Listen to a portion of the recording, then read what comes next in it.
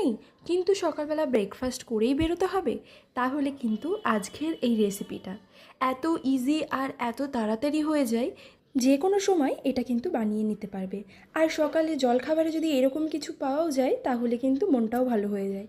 আজ বানাচ্ছি egg toast. হ্যাঁ, এগ টোস্ট বানাচ্ছি। এটা কিন্তু খুব ইজি। অনেকে এটা কিন্তু টিফিনেও দিতে পারো, আবার সকালে জলখাবারেও রাখতে পারো। কিভাবে বানালাম চলো দেখিয়ে নিই। প্রথমেই একটা শশাকে এরকম স্লাইস করে কেটে রেখে দিলাম। তারপর এর মধ্যে চাইলে তোমরা ক্যাপসিকামও দিতে পারো। আমার কাছে ক্যাপসিকাম ছিল না বলে আমি ক্যাপসিকামটা স্কিপ করেছি। তোমাদের কাছে যদি থাকে তোমরা দিয়ে নিও। তারপর একটা টমেটো কেটে নিলাম, একদম শশার মতো স্লাইস করে নিয়েছি। একটা পেঁয়াজও সেমভাবে কেটে নিলাম। এইভাবে সব কিছু কেটে নিয়ে একটা পেঁয়াজ কুচি করে কেটে নিতে পারো, আবার নাও দিতে পারো, তবে দিলে কিন্তু বেশি ভালো লাগে। আমি একটা পেঁয়াজ কুচি করে কেটে নিয়েছি, কয়েকটা লঙ্কা কুচি কেটে নিয়েছি। একটা কাপের মধ্যে পেঁয়াজগুলো দিলাম, লঙ্কা কুচিগুলো দিলাম। এবার দুটো ডিম আমি ভেঙে এর মধ্যে দিয়ে দিলাম। তোমরা যতগুলো ডিম দিয়ে করতে চাইবে করতে পারো, যতগুলো বানাতে পারো করতে পারো। এবার এর মধ্যে দিয়ে দিলাম কিছুটা নুন আর গোলমরিচ গুঁড়ো। ভালো করে এটাকে মিশিয়ে নিচ্ছি। একদম খুব ভালো করে মিশিয়ে নেবে যাতে নুনটা সব কিছুর সাথে খুব ভালোভাবে মিশে যায়, দলা ধরে না থাকে।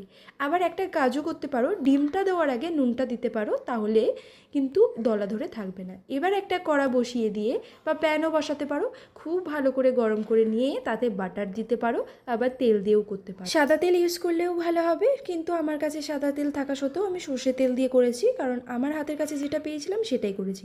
বললাম ওই যে 5 মিনিটে কিন্তু রেডি। এবার ওর মধ্যে আমি দুটো ব্রেড বসিয়ে দিলাম। যখন ডিমটা দিয়ে ঢালা হয়ে যাবে তখনই কিন্তু বসিয়ে দেবে, যাতে ডিমটার সাথে ব্রেডটা লেগে যায়। এবার ওপর থেকে একটু টমেটো কেচাপ আর দিয়ে দিলাম সেই থেচা চাটনিটা, যেটা আমার খুব ফেভারিট হয়ে গেছে। সব কিছু দিয়ে খুব ভালোভাবে মিশিয়ে নিয়ে এবার একে একে স্লাইস করে কেটে রাখা শসা, পেঁয়াজ, টমেটো সব কিছু কিন্তু দিয়ে দিচ্ছি। এখানে কিন্তু আমি আর কোনো রকম কাঁচা লঙ্কা ইউজ করিনি, কারণ যেহেতু আমি ডিমটার মধ্যে কাঁচা লঙ্কা দিয়েছি সেই জন্য। তোমরা চাইলে দিতেও পারো। এবার ওপর থেকে একটু নুন আর গোলমরিচ গুঁড়ো ছড়িয়ে একটু মেয়োনিজ দিয়ে আমি এটাকে কিন্তু ফোল্ড করে নেব। তোমরা চাইলে এখানে চিজও দিতে পারো, তবে চিজটা কিন্তু আমি স্কিপ করে গেছি। এবার দেখো, প্রথমে কিন্তু এভাবে দিয়ে দেওয়ার চেষ্টা করলাম, যেহেতু আমার কড়াইটা ছোট সেই জন্য কিন্তু এটা একদম লাগছিল না, তাই মাঝখান থেকে কেটে নিয়ে এবার ওপর থেকে দিয়ে দিলাম।